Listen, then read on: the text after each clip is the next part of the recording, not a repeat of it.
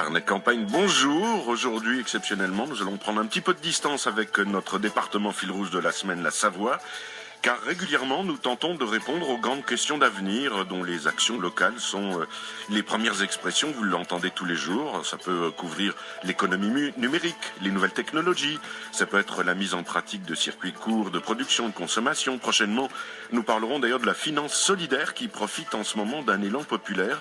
Vous pouvez d'ailleurs nous écrire, soit pour apporter votre contribution sur des questions essentielles, telles celles que je viens de vous citer, ou des thèmes qui passent par nos carnets, ou nous proposer vous-même vos thématiques. Aujourd'hui, pour ce deuxième rendez-vous thématique avec le labo de l'ESS et son président Hugues Sibyl, nous ouvrons un chapitre consacré à l'innovation sociale. Carnet de campagne, Philippe Bertrand. Hugues Sibyl, bonjour. Bonjour. Hugues, président du labo de l'ESS, le think tank de l'ESS, ThinkLink, comme nous l'avions dit il y a Absolument. quelques mois, qui fait du lien entre les différents acteurs de plus en plus nombreux d'une économie sociale et solidaire dont on parle très régulièrement dans les carnets de campagne. Et tous les 15 jours, voilà, il y a un rendez-vous sur une des grandes notions transversales, on va dire, de cette économie, des alternatives économiques, sociales et culturelles. Alors il y a un terme qui revient régulièrement, d'ailleurs dans la bouche des politiques en premier, c'est l'innovation. Sauf que nous, on va parler d'innovation sociale. Mais que faut-il entendre par innovation sociale ? L'innovation sociale, c'est d'essayer de répondre à des besoins sociaux qui aujourd'hui sont soit mal satisfaits, soit pas satisfaits du tout pour certains, et de le faire en faisant autrement que ce qu'on a fait jusqu'ici. Dans cette idée d'innovation sociale, il y a le fait qu'on parle beaucoup d'innovation technologique, mais il n'y a pas que ça. Par exemple, le téléphone portable, c'est assez récent. Autrefois, on pouvait vivre sans téléphone portable, il n'y en avait pas. Aujourd'hui, quelqu'un qui n'accède pas à un téléphone portable, il est handicapé socialement, il n'est pas handicapé technologiquement. Donc il y a des besoins nouveaux qui apparaissent ou des besoins très anciens mais qui sont mal réglés. Aujourd'hui, se nourrir, on se rend compte que finalement, c'est pas forcément si évident que ça. Soit on se nourrit pas assez, soit on se nourrit pas bien.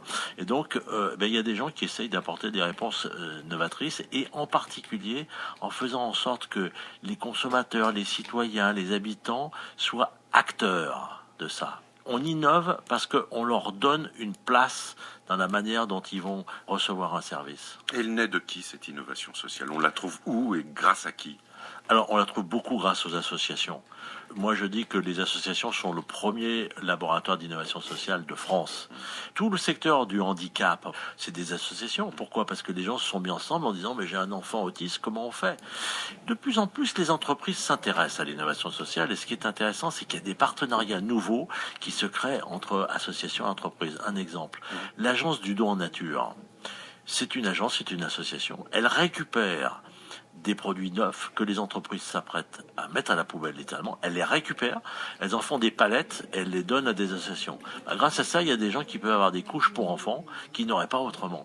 Et ça, il y a beaucoup d'innovations qui naît de ce décloisonnement entre des gens qui se connaissaient pas, qui travaillaient pas ensemble et qui se mettent à travailler ensemble. Donc les associations, les entreprises, et puis les collectivités territoriales qui voient ça parce qu'elles sont proches du terrain, qui sentent qu'il y a là des sujets importants. Par exemple, les centres communaux d'action sociale sont des lieux qui sont souvent innovants. Il y a d'anciens exemples qui relevaient d'une innovation, qui sont plus novateurs maintenant parce que, voilà, tout petit peu laminés par le temps, qui restent pourtant d'actualité.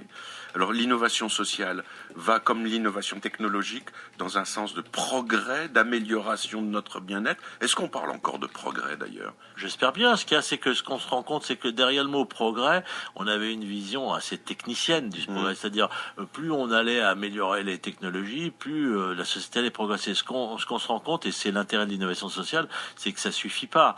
J'aime bien donner des exemples. Moi, le Crédit Coopératif a primé par sa fondation cette année une association qui s'appelle Espérance, qui est à Marseille. Et qu'est-ce qu'elle fait ? Elle permet à des SDF d'avoir un endroit où ils peuvent déposer leurs affaires pendant la journée. Pose ton sac d'abord, ça s'appelle. Bon, ça paraît bête, mais c'est fantastique parce que ça correspond finalement à un besoin de ces gens qui sont dans la rue, qui aujourd'hui savent pas régler ce petit problème-là. J'ai regardé, et c'est toujours intéressant, j'invite tout le monde d'ailleurs à aller sur le site du labo de l'ESS, et vous trouverez un onglet Focus, et vous avez là un ensemble de documents, et cité dans un des articles que j'ai trouvé, un document de travail du think tank européen pour la solidarité, qui demande si l'innovation sociale en Europe est un nouvel animal de cirque ou un élément de réponse pertinent à la crise économique, sociale et environnementale. Et les rédacteurs de ce papier disent, contrairement à la notion d'innovation technologique anticipatrice centrée sur la notion d'offre et de progrès, l'innovation sociale, quant à elle, est liée à la demande. Elle répond de façon rétrospective à des lacunes de la politique sociale. Elle est poussée par les nouvelles technologies de l'information, l'innovation sociale, donc réapparaît dans un contexte d'essoufflement des modèles classiques, de compromis social à la scandinave. Alors c'est vrai que nos politiques ont très souvent cité le modèle suédois. Oui. Il est encore valable celui-là, Hugues Sibyl? Il est aussi en évolution parce qu'en fait, il repose beaucoup sur une approche de l'État-providence. Or, l'État-providence, ça devient plus difficile. Pourquoi? Premièrement, parce qu'il y a une crise budgétaire des États. Et deuxièmement, qu'il suffit pas simplement de redistribuer de l'argent. Parce que les personnes aujourd'hui, elles ont besoin d'autre chose. Moi, je suis convaincu que l'innovation sociale va durer pour 3 raisons. La première, c'est parce que, ne rêvons pas, dans nos sociétés, il y a beaucoup de besoins sociaux qui sont aujourd'hui pas bien satisfaits. Donc ça, c'est une première chose. Deuxièmement, il y a moins d'argent public. Donc il faut bien innover pour apporter des réponses qui soient différentes. Et puis la troisième raison, les comportements changent. Il y a une très belle innovation sociale qui s'appelle les accorderies. Les accorderies, ça vient du Québec. Ça veut dire je me mets d'accord. Toi, tu sais faire de la guitare, moi je sais réparer ta voiture. On se met d'accord, tu vas m'apprendre la guitare et je vais te réparer ta voiture. C'est une forme d'innovation sociale.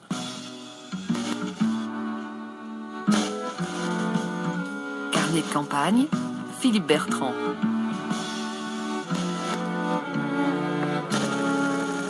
Pour ce carnet de campagne, Hugues Sibyl, président du labo de l'ESS, est notre invité pour nous faire comprendre davantage que peut avoir l'innovation sociale. Alors c'est un terme qui revient assez fréquemment dans les propos publics. Malgré tout, elle a des significations. Vous avez donné il y a quelques minutes des exemples concrets.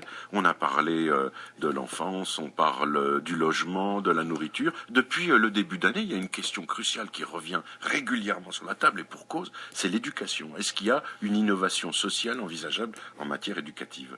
Oui, je pense que en fait, le sujet qui est posé là, c'est l'éducation populaire. On est dans l'après 11 janvier. Notre pays est encore en état de choc et je pense qu'on a collectivement apporté des réponses. Et parmi ces réponses, il y en a une qui s'appelle l'éducation populaire, c'est-à-dire apprendre à vivre ensemble, apprendre à comprendre la société dans laquelle on évolue. C'est ce qu'on appelait autrefois l'éducation populaire.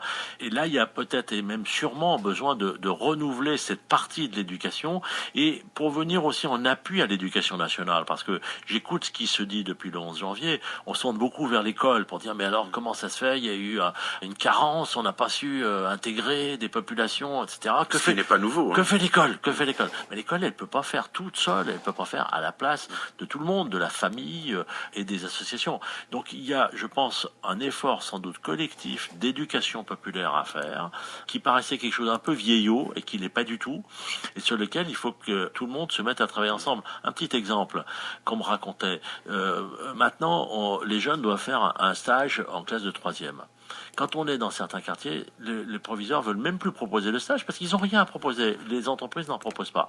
Eh bien, faisons en sorte, c'est une forme d'éducation populaire, que les jeunes des quartiers en difficulté puissent accéder à des stages en entreprise. Ils verront qu'ils ne sont pas rejetés dès le début de leur vie, mais qu'ils ont aussi droit à savoir comment marche une entreprise. Donc l'éducation, ce sera un sujet pour le labo de l'ESS dans les mois et années qui viennent, et nous allons travailler sur l'éducation populaire avec les autres. Hugues Sibyl, j'ai gardé depuis quelques semaines un courrier d'auditeur de Régis. Voilà. Je salue Régis, qui aime beaucoup notre émission, tant mieux. Il dit: j'ai trouvé du boulot grâce à vous, mais ras-le-bol du soutien que vous propagez aux contrats courts sur la réinsertion, les communes et autres employeurs qui en profitent un maximum alors qu'ils pourraient embaucher. J'ai vécu près de 15 ans de contrats aidés, car je suis handicapé, mais vraiment on m'a utilisé comme une vieille pomme. Oui, c'est un témoignage qui est, il faut écouter parce qu'on sent qu'il y a une souffrance derrière ça et donc c'est important. Vieille pomme, c'est pas rien. Malheureusement, notre société est beaucoup dans la gestion de la précarité et donc tous ces contrats dont il parle, c'est on enchaîne des périodes de chômage, des contrats courts, etc. Et c'est pour ça que je crois beaucoup à l'économie sociale et solidaire, c'est que il me semble que c'est pas par des contrats publics qu'on s'en sortira, mais c'est en investissant dans des activités nouvelles, des activités dans le domaine de la transition énergétique, dans le domaine des services aux personnes, de ce qu'on appelle la silver economy, l'économie du troisième et du quatrième âge, qu'on crée des emplois, des vrais emplois, et qu'on permette à des gens de sortir de cette situation de précarité où on enchaîne des contrats. Alors je reviens sur une dernière question, mais qui est liée à ce que vous disiez tout à l'heure sur l'action sociale portée par les collectivités, moins de moyens, moins de dotations. Quel financement et quelle source de financement on peut trouver pour une innovation? Je reviens à l'innovation sociale en particulier. Alors d'abord, il faut savoir que l'innovation sociale fait partie de la loi qui a été votée en juillet 2014 sur l'économie sociale et solidaire. Il y a un article qui porte sur cette innovation sociale. Donc il y a une première chose qu'il faut savoir, c'est que la Banque publique d'investissement a créé un fonds avec les régions, dans 8 régions, pour financer l'innovation sociale. Ça s'appelle le FISO, Fonds pour l'innovation sociale. Deuxièmement, il y a beaucoup d'appels à projets qui sont lancés par des conseils régionaux, par des fondations, la Fondation de France, par d'autres, pour financer l'innovation sociale. Il y a l'Europe qu'il faut avoir en tête, notamment les fonds structurels européens, le Fonds social européen, le FSE, qui peut financer de l'innovation sociale. Il faut considérer que l'innovation sociale est aussi un sujet européen. Et puis, après, il y a des banques qui peuvent financer des projets qui sont innovants. Juste un petit mot pour finir, il faut laisser les associations faire des excédents, c'est-à-dire être bénéficiaires à la fin de l'année pour qu'elles puissent, grâce à ça, financer leur innovation sociale. Malheureusement, aujourd'hui, les pouvoirs publics, si vous êtes une association et qu'à la fin de l'année, vous montrez que vous avez gagné un peu plus que ce que vous avez dépensé, on vous retire les subventions. On vous retire la subvention l'année suivante. Alors que si vous avez gagné un peu d'argent, vous allez pouvoir vous-même vous financer de l'innovation sociale. Donc, laissez, mesdames et messieurs les décideurs publics, laissez les associations faire un peu d'excédent à la fin de l'année pour financer leur innovation sociale. Le message est passé. Merci Hugues Sibylle. Merci Philippe.